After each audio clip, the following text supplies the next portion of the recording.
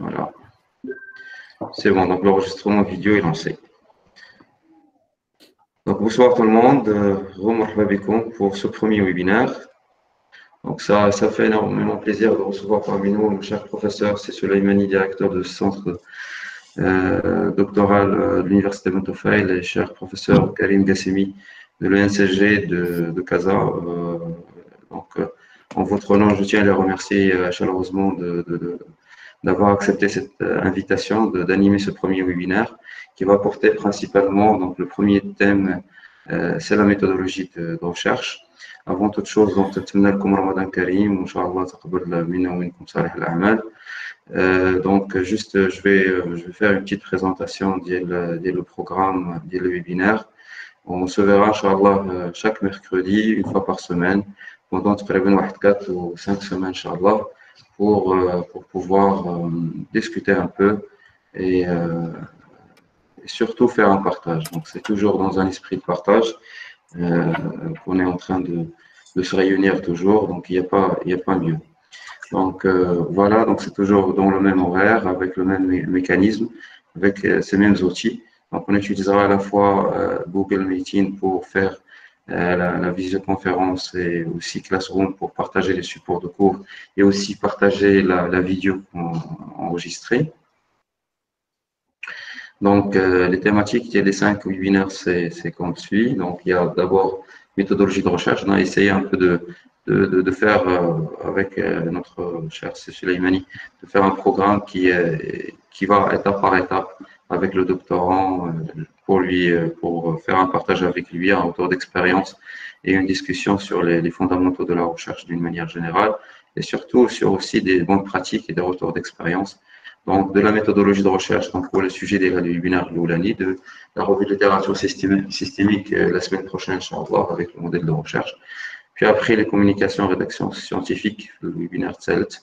Le webinaire Rabel, un peu de terrain, donc l'interview, le questionnaire, l'échantillonnage, l'analyse de fiabilité. Et Inch'Allah, après l'Aïd, peut-être après l'Aïd, machine learning avec Python et R. Donc, ça va être à peu près le programme.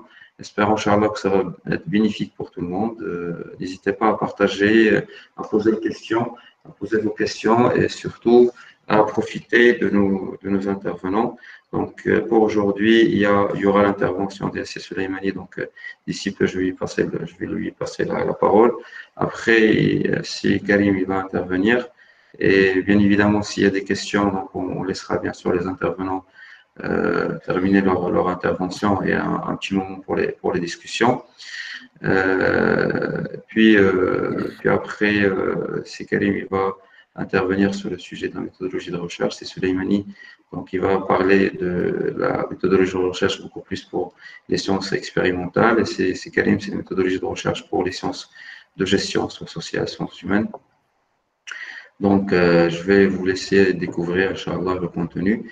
Et moi, je vais rester vers la fin avec vous pour partager, on va dire, des bonnes pratiques peut-être, et surtout parler de la démarche quantitative, qualitative. Je ne vais pas être très long, ça va être la conclusion, Inch'Allah, du webinaire.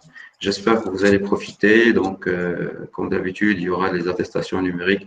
Donc, encore une fois, je tiens à remercier ici Souleymani et son équipe qui travaille معنا حتى لدابا. Il y a l'équipe ديالو معنا سي أيوب مشكورا. On est 11 heures ou 10 heures d'avant, donc certainement on va travailler jusqu'à minuit certainement. Donc شكرا للجميع et voilà, donc encore une fois bienvenue dans ce webinaire. À vous la parole, c'est Souleymani, et merci encore une fois. Bien, merci. À mon tour, je remercie Anis Moment pour l'organisation de ces ateliers. On souhaite la bienvenue si Karim Qassimi fait l'université de Montpellier, puisque c'est l'université de Montpellier qui organise. Donc, j'ai la lourde tâche de commencer ces ateliers. Donc, je vais commencer d'abord par partager mon écran. J'espère que vous coupez tous vos micros, comme ça on va essayer de discuter par la suite. Vous voyez ma présentation? Oui, professeur. Oui, c'est bon. Parfait. Donc, comme Simon l'a déjà annoncé, on va faire une série d'ateliers concernant la méthodologie de recherche. Donc, aujourd'hui, je vais commencer, moi, par une introduction sur la communication scientifique, suivie de Karim Qassimi de l'Université Hassan II de Casablanca, de l'ESCG de Casablanca, et enfin Anis Moumen de l'ENSA de Kenitra. Donc, on va introduire ce que ça veut dire communication scientifique, et cet atelier, l'ensemble de l'atelier qui concerne la méthodologie de recherche, on va le commencer du protocole expérimental jusqu'à la rédaction de l'article scientifique, passant par toutes les étapes de la préparation d'une thèse. L'objectif de cet atelier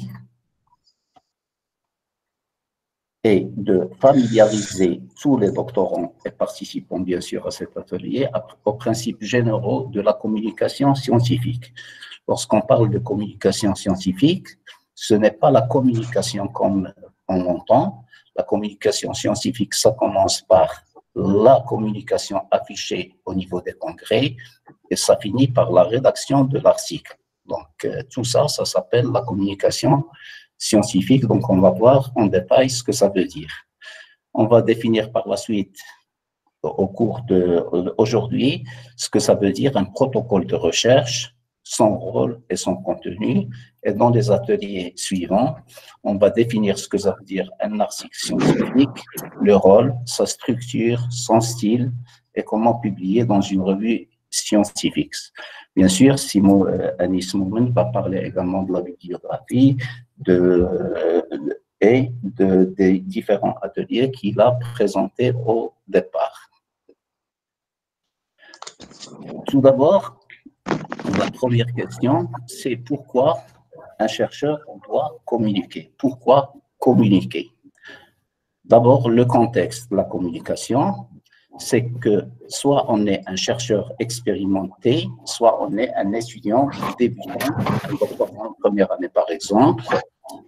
Donc, la communication diffère entre les deux personnalités.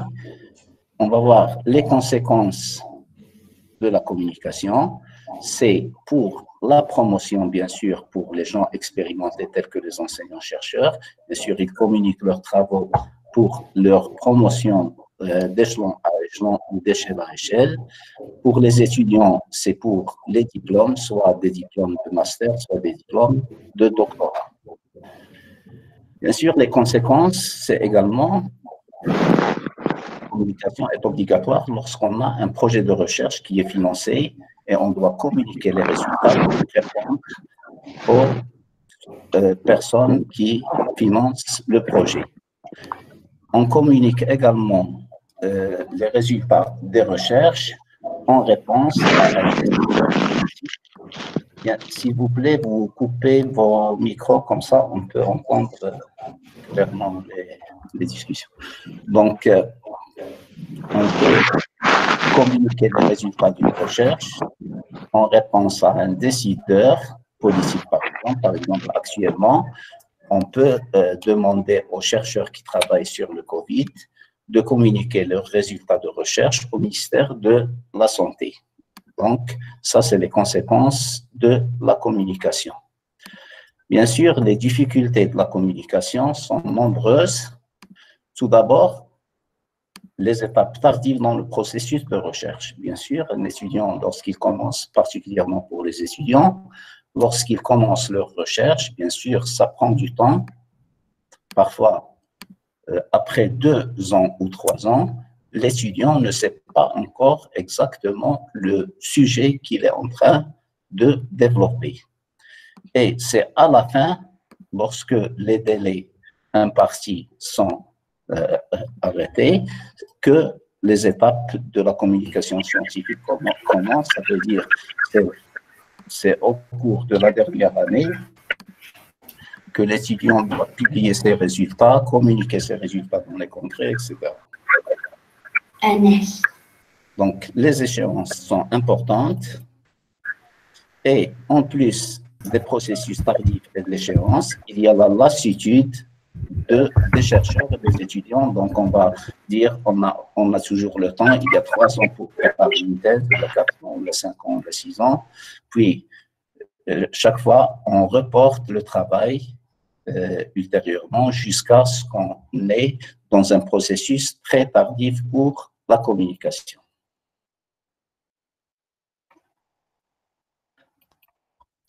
Maintenant, toujours pourquoi communiquer? La communication scientifique, ce n'est pas quelque chose de simple, c'est un devoir de communiquer. Aucune étude ne devrait être faite sans objectif. Et l'objectif de l'étude est de communiquer les résultats de cette étude. Bien, parmi les buts possibles, c'est d'abord améliorer les connaissances scientifiques au niveau du monde ou changer quelque chose au niveau du monde, aussi bien au niveau pour les scientifiques que pour les sciences sociales et économiques. Les implications, bien sûr, c'est la communication des résultats. Lorsqu'on dit communication des résultats, ça veut dire lorsque je fais une recherche, je dois communiquer les résultats pour que la communauté scientifique d'abord va en profiter des résultats, pour que d'autres étudiants ne répètent pas les mêmes expériences ou les mêmes sujets pour avoir des résultats. On communique également pour valider les résultats. Bien sûr, lorsque je communique dans un congrès, je communique devant des experts et des professeurs qui sont expérimentés. Donc, je valide mes résultats. La même chose lorsque j'envoie une publication, elle est soumise à 3 rapporteurs et les rapporteurs, bien sûr, vont soit valider vos résultats et les publier, soit refuser les résultats et vous donner les remarques. Bien sûr, la fin de la communication scientifique pour les doctorants, c'est la rédaction du rapport d'étude ou ce qu'on appelle la rédaction du manuscrit de thèse. Donc, c'est l'objectif ultime pour un doctorant. Bien sûr, pour les projets, c'est la rédaction du rapport final et pour l'avancement des enseignants, c'est la rédaction ou le remplissage de la grille scientifique.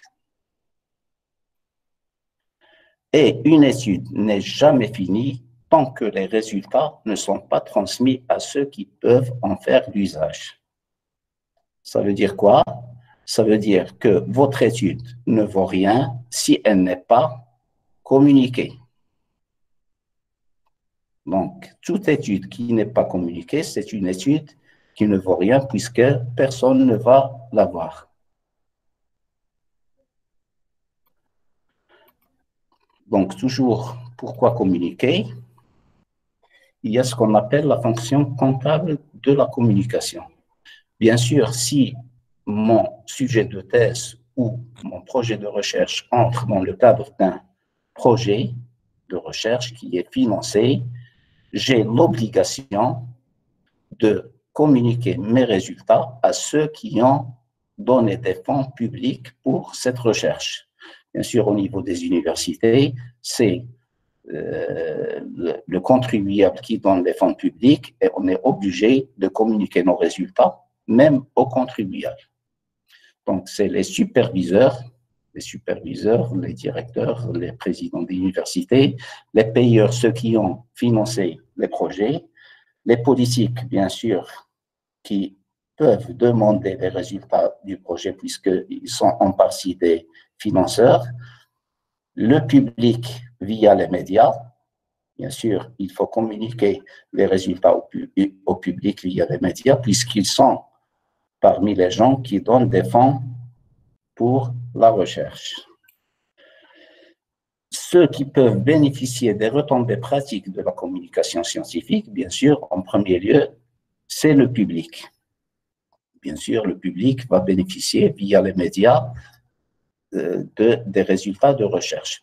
Ce sont les collègues ou les chercheurs, les décideurs et toute la communauté scientifique à travers le monde. La fonction historique de la communication écrite, bien sûr, elle fait partie de la notoriété du chercheur. Plus vous publiez dans des revues qui sont à fort impact facteur, plus votre notoriété scientifique va augmenter. Et bien sûr, pour cette notoriété, il faut faire des conférences, des publications et des communications des résultats de vos recherches. Maintenant, reste comment communiquer. Bien sûr, les modalités de communication sont multiples. Je vais parler un peu de la communication interpersonnelle. La communication interpersonnelle, c'est lorsque quelqu'un qui est très connu et qui a une notoriété dans un domaine donné vous donne une information sur le sujet dans lequel il est expert. Dans ce cas, vous pouvez l'écrire en tant que référence dans votre thèse en mettant communication interpersonnelle. Bien sûr, pour faire une communication interpersonnelle, il faut que celui qui communique l'information doit être quelqu'un de très connu, comme maintenant, pour la COVID, tout le monde parle de Monsieur Raoul. D'accord? Donc, si Monsieur Raoul vous communique quelque chose, vous pouvez l'écrire dans votre rapport en tant que référence. On peut faire une communication orale ou au niveau d'un congrès. Tout le monde connaît, en général, les doctorants, surtout en deuxième année ou troisième année, commencent à participer au congrès scientifique et on peut présenter une communication orale.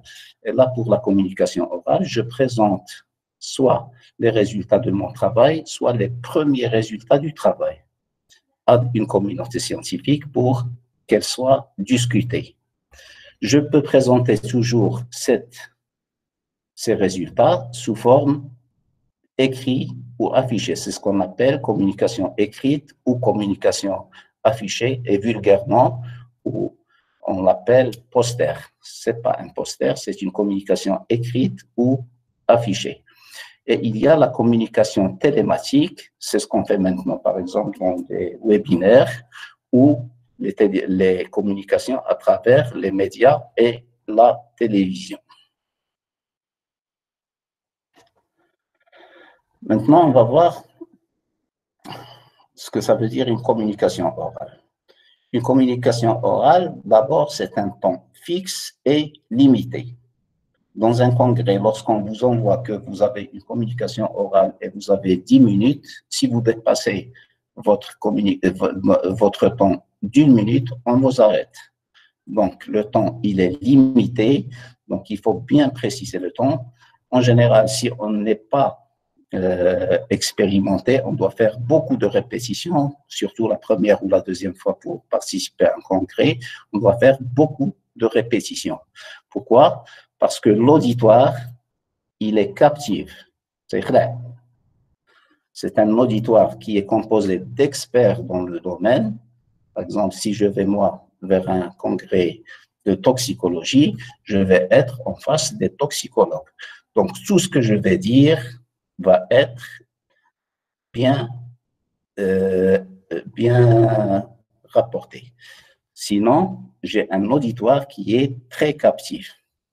Pour l'étudiant ou pour les chercheurs en général, c'est un environnement qui n'est pas familier. On n'a pas l'habitude de voir ces gens. Pour la première fois, par exemple, je vois des gens, un congrès international, il y a des Français, des Anglais, des Américains, des Marocains, des Africains, etc. Donc, c'est un environnement qui n'est pas familier et en général, il est impressionnant pour les débutants. La communication écrite, elle est en général plus facile. Le temps, il est variable, donc je peux écrire ce que je veux sur une communication écrite ou un poster. Donc, théoriquement, la communication écrite, elle est illimitée. Et l'auditoire est libre. Ceux qui veulent lire la communication écrite vont la lire. Ceux qui ne veulent pas la lire, ils ne vont pas vous gêné. Maintenant, on va voir quels sont les types de rapports écrits. Les types de rapports écrits sont de plusieurs types. Il y a ce qu'on appelle le rapport complet, il y a l'article scientifique original, il y a le mémorandum ou article de synthèse, et on commence par le rapport complet. Le rapport complet, c'est une description détaillée de toutes les étapes et actions entreprises pour répondre à une question posée. Donc, le sujet de thèse, par exemple, c'est une question posée. Et le manuscrit que vous allez rédiger à la fin, c'est le rapport complet. Vous allez répondre à la question posée tout en détaillant toutes les étapes qui vous ont amené à répondre à votre question. La longueur, elle est très variable, bien sûr, pour le rapport complet. Par exemple, pour un rapport de fin d'études en master, en général, c'est 40 à 50 pages.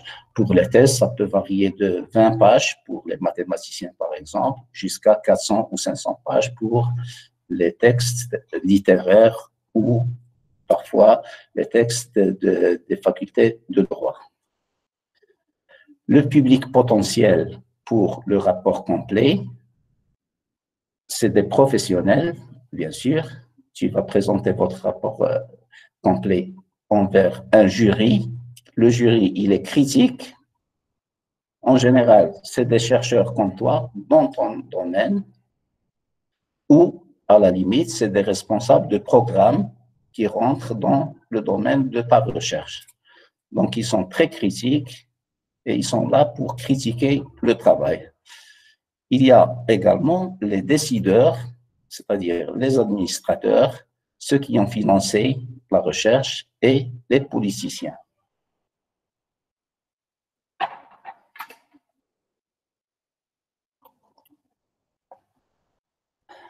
Donc, toujours, le rapport complet pose un certain nombre de difficultés. Tout d'abord, il faut un langage accessible à tous les lecteurs. Donc, il faut des phrases très courtes, faciles à lire et simples, avec un français très simple si on écrit en français, un arabe très simple si on écrit en arabe. On n'est pas dans la rédaction de Molière où on fait de longues phrases avec des mots qui ne sont pas connus. Il faut que le langage soit accessible à tous les lecteurs. Il faut organiser votre rapport complet de manière à permettre un accès facile à toute l'information du contenu. Autrement dit, pour les thèses, tout le monde sait qu'elles sont organisées en 4 parties qu'on appelle l'organisation IMRAD ou IMRED. On le verra les prochains ateliers. Donc, c'est introduction, matériel et méthode, résultats et discussion. Bien sûr, en économie ou sciences sociales, juste le langage qui va différer, ou je crois que Qasmi va vous donner plus d'informations dans ce sens. Les particularités des thèses et des mémoires, c'est que c'est votre première expérience de rédaction. D'abord, donc c'est très difficile d'écrire, et ensuite, il y a l'exigence particulière des lecteurs, soit lorsque j'écris un article, soit lorsque j'écris ma thèse, où il y a le jury. D'abord, avant la soutenance, c'est les rapporteurs qui vont rapporter votre travail, et ensuite le jury de thèse qui va discuter votre travail. Ce rapport complet, bien sûr, reste très limité pour la diffusion, du fait qu'il est fait en un nombre limité d'exemplaires. Par exemple, pour les thèses, on vous demande, par exemple, au niveau de l'université de Koumata, après la soutenance, de déposer 5 exemplaires de thèse. Ces 5 exemplaires de thèse ne sont pas suffisants pour qu'ils soient vus par tout le monde, mais avec le développement du net, on peut déposer le manuscrit de thèse sur le net pour qu'il soit vu par un nombre infini d'individus. On peut diffuser toujours le rapport complet sous forme de livre avec un ISBN et l'intérêt du livre avec un numéro ISBN, c'est International Scientific Book Number, c'est qu'il va être connu au niveau du monde entier. Et en plus, il va être validé par les pairs scientifiques. Bien sûr, pour écrire un livre, ce n'est pas une thèse. Les exigences sont beaucoup plus difficiles pour un livre scientifique. Lorsque je parle scientifique, je parle de la science au sens large, c'est-à-dire les sciences humaines, économiques et sciences dures et pures. Toujours dans les types de rapports, après le rapport complet, il y a l'article scientifique original. Et l'article scientifique original, c'est le top de la communication scientifique. Bien, par définition, un article scientifique, c'est un document qui est publié en fournissant les résultats d'une étude. Et on l'appelle original parce que les résultats n'ont jamais été publiés dans une autre revue. Donc, document qui fournit des résultats, et ces résultats ne sont pas publiés. Lorsqu'on dit original, ce n'est pas quelque chose de génial, c'est uniquement les résultats que vous avez obtenus n'ont pas été publiés ailleurs. La taille du public dépend du nombre d'exemplaires publiés lorsqu'il s'agit de publications sur papier. Bien sûr, il dépend également de l'accessibilité de la revue dans les bibliothèques. Donc, lorsque je parle de bibliothèque, je parle des bases de données comme les bases de données Scopus, Web of Science, Science Direct, ProQuest, etc. Donc, plus la revue est accessible, plus votre travail va être lu. Et bien sûr, l'indexation dans les bases de données bibliographiques. Bien sûr, je peux diffuser mon travail dans un hebdomadaire ou un journal quelconque, mais pour être lu par la communauté scientifique, mon article doit être publié dans un journal qui est indexé. Par exemple, au niveau de la faculté des sciences de Kenitra et de l'INSA de Kenitra, on demande pour la soutenance 2 publications qui sont indexées dans les bases de données Scopus et Web of Science. Pour les facultés de lettres et les facultés d'économie, on demande uniquement 2 publications pour l'instant dans des revues qui sont indexées Kern. Bien sûr, si la revue existe sur le net, bien sûr, il y a plus de possibilités pour que votre travail soit connu. Et l'originalité de votre étude, ce n'est pas la publication. La notoriété du chercheur, ce n'est pas uniquement le nombre d'articles qu'il a publiés, mais c'est également le nombre de citations.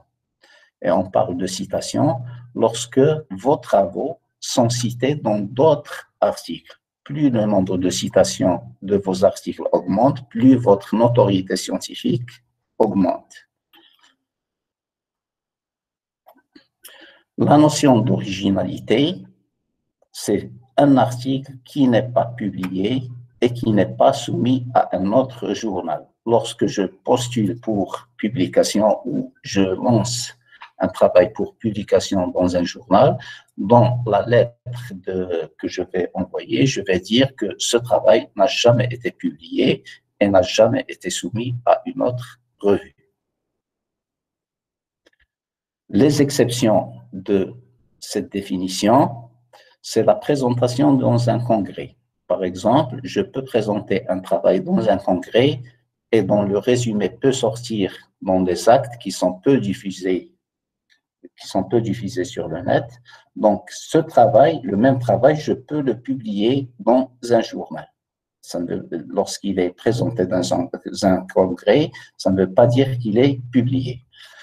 Je peux publier dans plusieurs langues. Autrement dit, je présente un travail en anglais et je trouve que mon article est très cité en anglais et je veux demander l'autorisation du journal où j'ai publié la première fois de m'autoriser à le publier dans une autre langue, en français, parce qu'il est très demandé. Et je le publie dans une autre langue à condition que j'aurai l'autorisation de l'éditeur de la première revue. Je peux également écrire mon travail scientifique ciblé vers d'autres lecteurs, par exemple, ciblé pour les enfants ou pour les médecins, c'est-à-dire pour un public particulier. Donc, les mêmes résultats de recherche, je peux les présenter autrement pour les enfants, pour les élèves ou pour des médecins, pour des infirmiers, etc. Les implications du travail scientifique ou de l'article scientifique, c'est que la définition claire du public ciblé. Je travaille en toxicologie, par exemple, je donne toujours l'exemple de toxicologie. Si je travaille en toxicologie, lorsque je veux publier mes résultats, je les publie dans des revues de toxicologie et non pas dans des revues de génétique ou de biologie ou d'économie. Je dois informer le rédacteur de mes résultats. Le rédacteur en général ne va pas lire l'article en entier, mais dans la lettre que je vais envoyer pour soumettre ma lettre, je vais faire un petit résumé de mon travail. Je dis que mon travail, il est original parce qu'il traite telle problématique et j'ai obtenu tel résultat en résumé, une demi-page maximum. Et il ne faut jamais faire des soumissions simultanées. Autrement dit, je vais dire, puisque les revues prennent beaucoup de temps pour publier, au lieu de l'envoyer à une revue, je vais l'envoyer à 3 ou 4 revues en même temps, et la première qui va accepter l'article, je vais le publier chez elle, et le reste, je vais dire, je vais retirer mon article. Ça, c'est interdit dans la recherche scientifique, et si on connaît que vous avez soumis dans 2 revues différentes, vous pouvez être radié et vous ne serez jamais autorisé à publier. Alors, les difficultés de l'article scientifique, c'est que sa longueur est réduite et il est critiqué par des pairs. Longueur réduite, en général, on va vous dire qu'il faut faire 10 pages maximum, 4 figures, 2 tableaux. On va vous donner ce qu'on appelle les instructions aux auteurs, c'est l'objet d'un autre deck, mais la longueur, elle est réduite et on est obligé de suivre les instructions aux auteurs.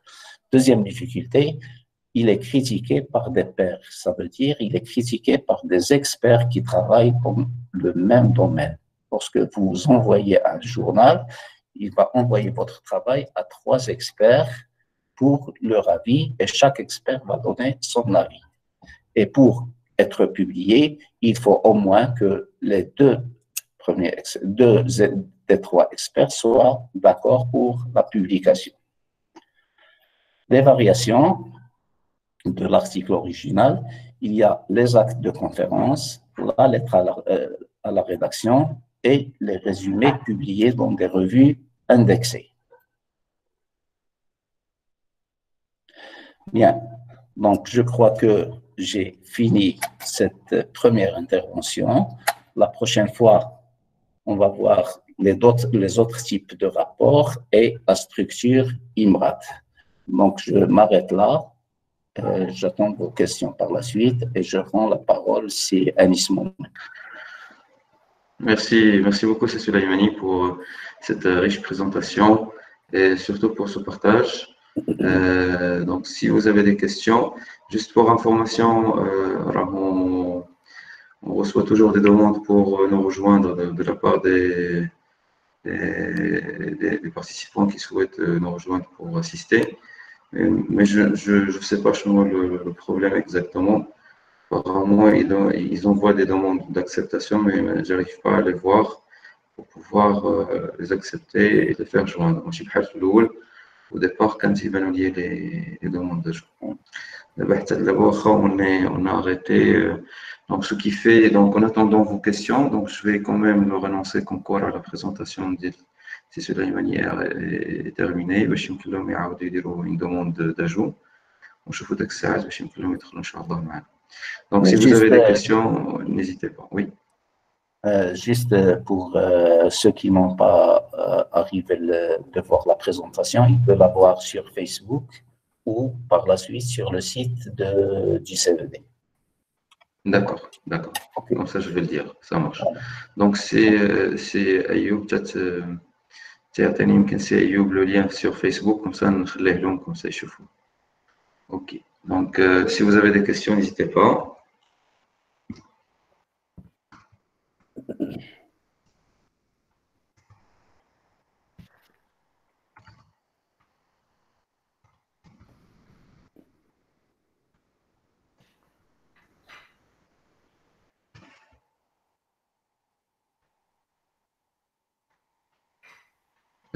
Vous pouvez, si vous voulez, activer le micro, c'est mieux. Sinon, si ça ne marche pas, l'audio, avec ça, on bascule sur les commentaires.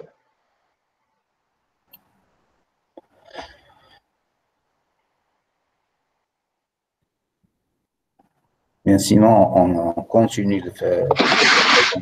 On continue. Là, je pense qu'il y a quand même des questions. Là, je vais bonsoir. Bonsoir tout le monde. Bonsoir.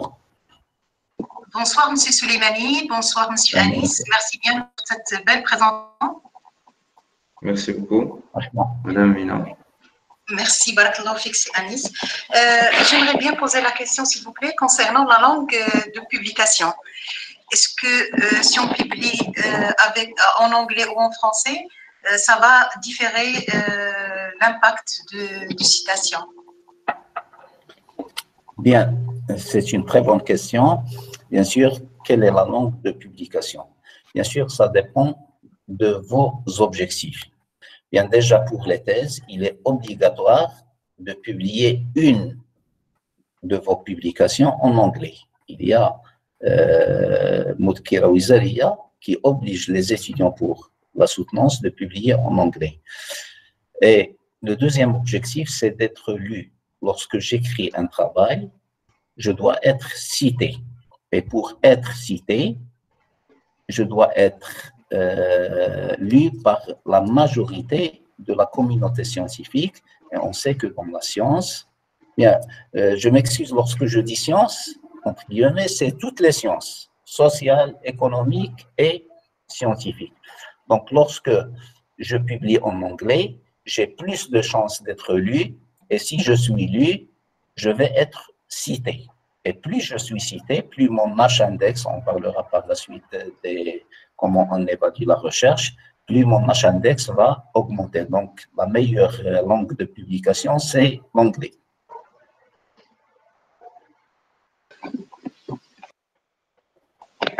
Merci bien, M. Souleymani, pour cette explication. Très gentil. Bienvenue. Je pense qu'il y a d'autres questions. Oui, si Fawzi, vous avez une question? Bonjour, M. Anis. Vous m'entendez? Oui, on vous entend très bien. Merci. Fawzi. Ok, je tiens à remercier M. Souleymani pour son présentation. J'aimerais savoir quand est-ce qu'on a affaire à un résultat publiable, c'est-à-dire quand est-ce qu'on va publier notre résultat dans un article ou bien juste le communiquer dans un congrès, par exemple. J'aimerais savoir quand est-ce qu'on fera ceci, quand est-ce qu'on fera cela. Et merci. Oui, alors c'est la question que pose la majorité des doctorants, à partir de quelle date je peux publier. Bien, en général, la publication, surtout lorsqu'on commence nos recherches, dépend de ce que je vais trouver. Bien sûr, c'est possible de publier dans les 3 premiers mois si je trouve un résultat intéressant, comme je peux attendre 3 ou 4 ans pour publier. Et en général, pour publier, il faut avoir un résultat original. Et j'ai expliqué ce que ça veut dire original, c'est-à-dire un résultat qui n'a jamais été publié auparavant. D'accord? Bien, vous avez vu qu'avec le problème du Covid-19, qu'il y a énormément de publications qui sont tombées, même pas 3 mois. Si vous cherchez le Covid-19 qui est apparu en décembre, vous allez trouver des dizaines de milliers de publications en décembre et d'avant. C'est-à-dire c'est un travail qui a commencé en décembre avec l'apparition de la pandémie. Les gens ont travaillé et ils ont commencé à publier. Donc, pour publier quelque chose, vous devez trouver… Je donne toujours l'exemple d'une étudiante que j'avais qui travaillait sur le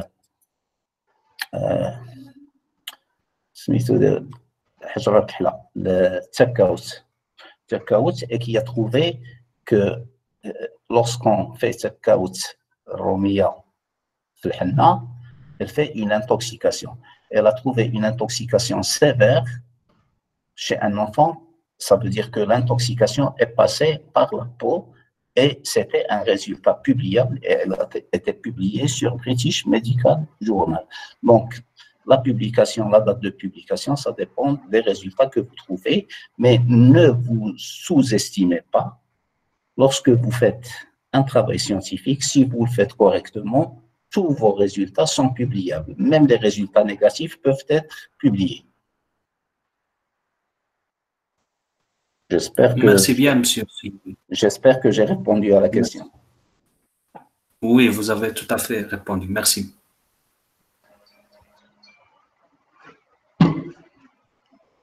Alors, il y a aussi peut-être une question de la part de Serachid. Et une autre question de la part de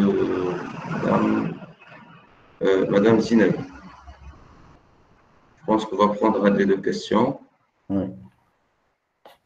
Et on passe à la deuxième intervention, peut-être.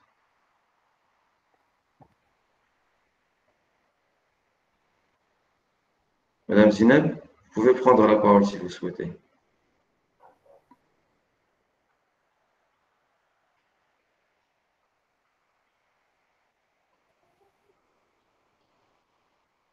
Pour activer le micro, je crois. Ah, je pense, oui. Je veux juste savoir comment rédiger un article de synthèse. Alors, bon, il y a une question de la part de Madame Fatima Zahra. S'il vous plaît, je veux juste… Ah, voilà. C'est Madame Zineb, voilà. Oui. Vous pouvez poser votre question. Oui, bonsoir Monsieur Souleymani, bonsoir Monsieur Moumen, merci pour votre riche intervention. Moi, ma question, c'est de savoir quelle est la différence en fait entre l'index Scopus et Copernicus et Kern en fait. Et c'est quoi l'impact d'une indexation Copernicus? Parce qu'on en parle très rarement et je voudrais savoir c'est quoi son impact. Voilà. Voilà. Alors, pour l'indexation, bien, votre question demande presque un atelier pour la réponse. Mais juste, je vais parler rapidement de l'indexation. Donc, il y a plusieurs bases de données scientifiques ou bases de données de recherche. Bien, les plus prestigieuses, c'est les bases de données Scopus et Web of Science. On appelle Easy Thompson également. Mm-hmm. Il y a par la suite la base de données Kern. Il y a ProQuest. Mm-hmm. En fait, les bases de données, c'est comme des bibliothèques. Et dans chaque bibliothèque, il y a un certain nombre de revues. Et il y a Copernicus et l'indexation la plus connue ou qu'on cherche tous, c'est Google Scholar.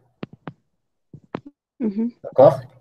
Bien, sur Google Scholar, on peut trouver toutes les publications possibles et toutes les communications possibles. Ça veut dire c'est une bibliothèque qui ne fait pas de sélection.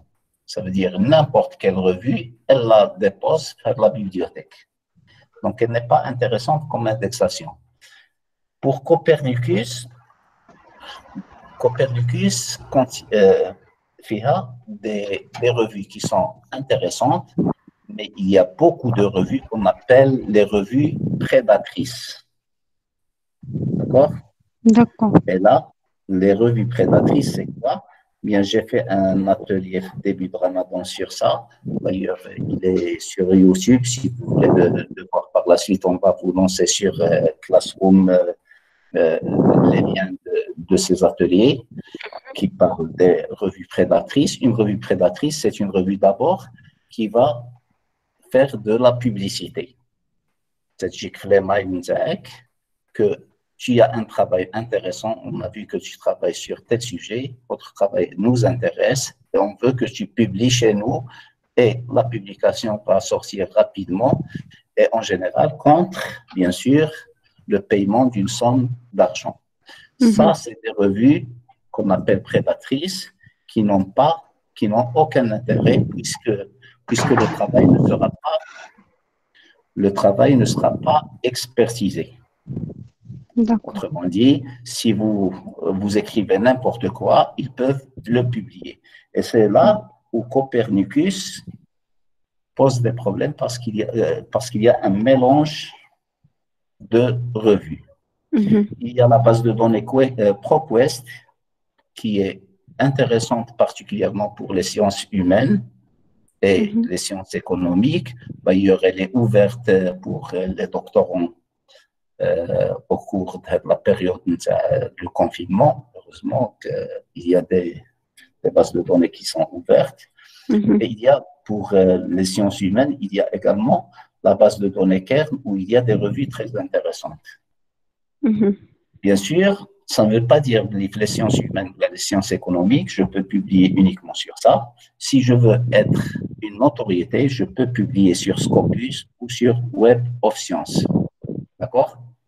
Et si j'ai une publication sur Scopus, ça veut dire que je vais être beaucoup plus cité qu'une publication sur Copernicus ou sur PropQuest ou la Kern. D'accord. Merci beaucoup. Du coup, le CED de Kenitra, il accepte donc un article qui est publié sur une revue indexée Copernicus ou pas du tout? Alors, ça dépend des établissements et des formations doctorales. Oui, je parle de Kenitra. Du CED de Kenitra. De Kenitra, il y a 5 formations doctorales en sciences dures. Et il y a 7 formations doctorales sur de lettres et il y a une formation doctorale en économie. Bien sûr, pour les scientifiques, on demande obligatoirement 2 publications Scopus ou Web of Science. Donc, les 2 publications doivent être indexées dans ces 2 bases de données. Pour les facultés d'économie et les facultés de lettres qui n'avaient pas l'habitude de publier, donc, pour ces 2 premières années où on a fait un CED unique au niveau de l'université, on demande uniquement 2 publications, même s'ils sont sur d'autres bases de données. Donc, on les accepte. D'accord. OK. Merci infiniment pour la réponse. Merci. Merci à vous. Il y a aussi d'autres questions, c'est Souleymani. غتبقى معنا ما نديرو ان شاء الله غادي نتسحروا السي كريمير. soyez patient. Alors il y a حتى دابا راه شدوه دابا لي دكتورون ديالو ما تيشدوهش دابا يشدوه غادي يشدوه غادي يسولوه sur tous les détails. Alors apparemment il y a Sirachid qui veut poser une question. Bon, déjà, je pense à dire la question, non? S'il vous plaît, je veux juste savoir comment rédiger un article de synthèse. Donc ça, c'est Madame Fatima Zahra. Donc il se demande, s'il vous plaît, je veux juste savoir comment rédiger un article de synthèse. Et c'est quoi la différence entre lui et l'article scientifique? Merci beaucoup. Voilà, d'accord. Alors, de toute façon, ça, c'est l'objet de le 3e atelier, je croyais que c'est Anis. Oui, la publication scientifique. Donc, on va parler de la rédaction IMRA, donc quelles sont les différentes parties, l'introduction, matériel et méthode. Exactement. Alors, la différence entre un article de synthèse et un article original, c'est que l'article de synthèse ne demande pas un travail scientifique personnel. Le travail de synthèse, ça veut dire je vais vers une base de données bibliographique et je fais ma recherche au niveau de la base de données bibliographique. En général, le travail de synthèse est beaucoup plus difficile que l'article original. L'article de synthèse, il est beaucoup plus difficile parce qu'il faut faire, bien sûr, si vous voulez le publier dans une revue qui est cotée.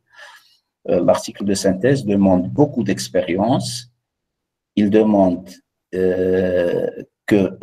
d'abord l'accès aux différentes bases de données, parce que lorsque je travaille, par exemple, si je veux publier maintenant sur les projections, puisqu'on est les Covid, si je veux publier les projections à la fin du confinement, je dois lire tous les articles du Covid, je dois choisir ceux qui sont intéressants, ceux qui ne sont pas intéressants. Je vais dire ceux qui donnent l'avis A, ceux qui donnent l'avis contraire à A, et je discute les deux et je donne mon avis sur l'article de synthèse. L'article de synthèse, il est conseillé pour les gens qui sont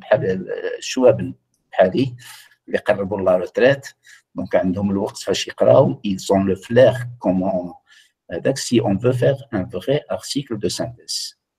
Bien sûr, l'article original, il est beaucoup plus simple parce que je fais un travail, une enquête pour, par exemple, l'économie ou les sciences, ou un travail de géographie sur le terrain, et j'ai des résultats, et j'écris mon article, et je publie mes résultats. Donc, c'est beaucoup plus simple. L'article original est plus simple qu'un article de synthèse. C'est bon? D'accord. Il y a aussi d'autres questions. Donc, bon, là, je suis en train de lire au fur et à mesure les questions.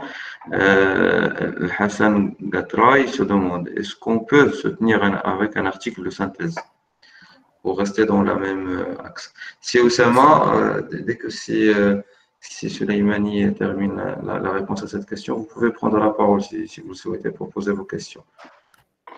Normalement, bien sûr, si notre sujet, parce que lorsqu'on publie pour soutenir dans le cadre des thèses, il faut que les publications rentrent dans le sujet de votre thèse. Donc, si dans votre sujet, vous pouvez faire 2 articles de synthèse, vous pouvez, bien sûr, soutenir avec ces 2 articles de synthèse. Rien n'empêche pour soutenir une thèse. D'accord. OK. Donc, si vous avez la question, vous avez la parole aussi. Oui, merci beaucoup. Bonjour à tous, Ramadan Karim. J'ai une question à poser, ça concerne Science Directe et Springer. Que représentent ces deux par rapport à Scopus et Web of Science? Merci beaucoup. Voilà. Alors, les 2 bases de données, Science Directe et Springer, sont, comme je l'ai dit, c'est des bibliothèques virtuelles qui rassemblent un certain nombre de revues. Et par hasard, ces 2 bases de données sont contenues dans une grande bibliothèque. C'est des petites bibliothèques, Oui. mais ils sont contenus dans de grandes bibliothèques qui sont Scopus ou Web of Science, où les 2 bibliothèques, les 2 bases de données Science Directe et Springer sont dans les 2 bases de données Scopus et Web of Science. Ça veut dire si vous publiez Science Directe, automatiquement, ils sont indexés Scopus et Web of Science. La même chose pour Springer. C'est clair, merci beaucoup. Je vous en prie. D'autres questions? Je vais essayer de lire. Sinon, si vous avez d'autres questions, prenez la parole, s'il vous plaît, pour qu'on passe au deuxième intervenant. Oui. C'est Anis. Oui, si vous permettez, je vais repartager mon écran. D'accord? Oui. Parce que j'ai oublié de parler du protocole. Quelque chose qui est très important, Fadek. Je ne sais pas comment je l'ai sauté. Rapidement, puisque... Voilà.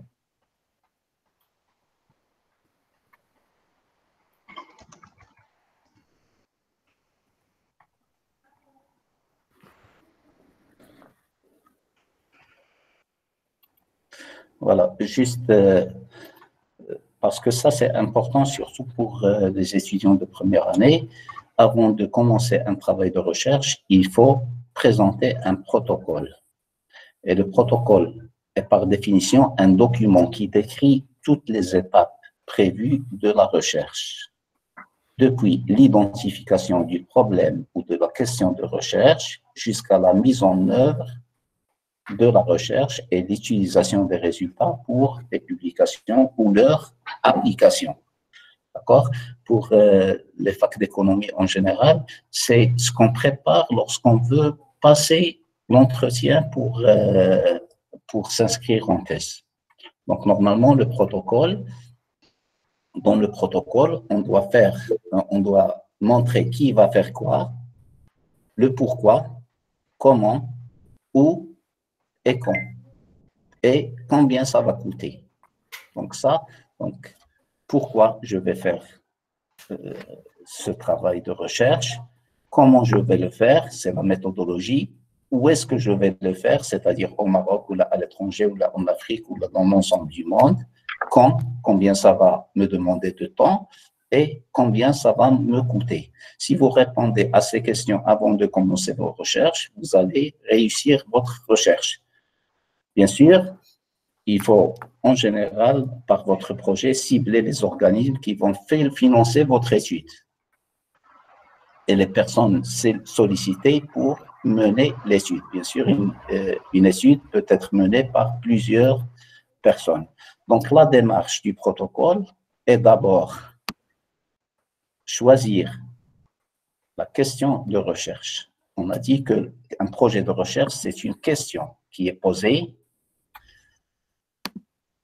Bien sûr, je développe le protocole, c'est-à-dire les 5 questions qu'on a posées, comment, combien ça coûte, etc.